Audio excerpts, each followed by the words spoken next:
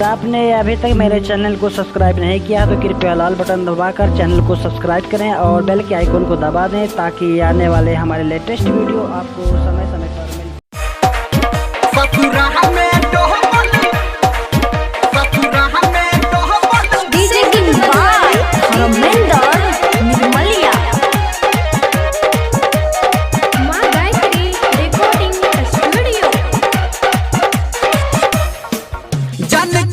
भले तू शादी गे कके हमर तू बर्बादी गे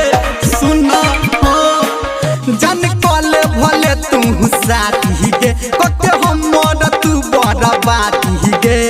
यार के अपन बात तू निभई है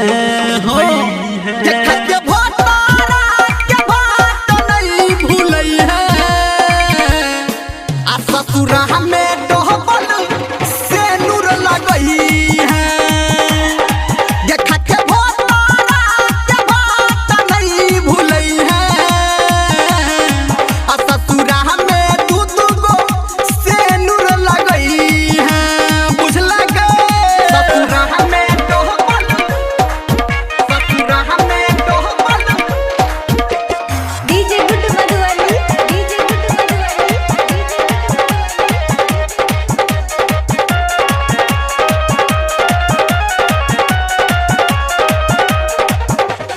रखिया मन में पहले अपना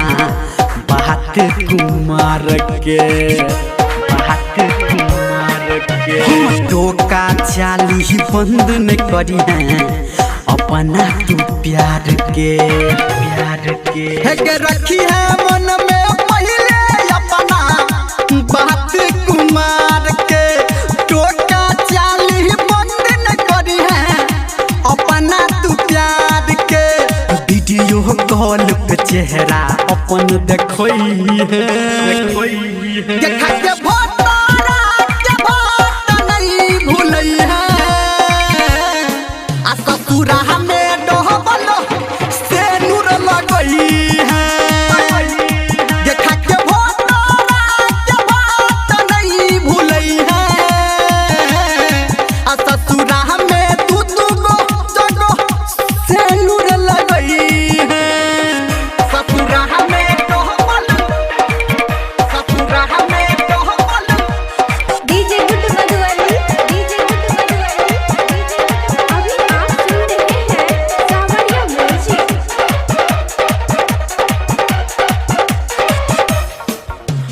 भले मिल अभी है गोरखी नहिरा एक साल पे नंबर लिख के रखी है हमर दिल के दीवाल पे भले मिल अभी है गोरखी नहिरा एक साल पे नंबर लिख के रखी है हमर दिल के दीवाल पे बहु धर्मेंद्र वादा तुम होई है देखा के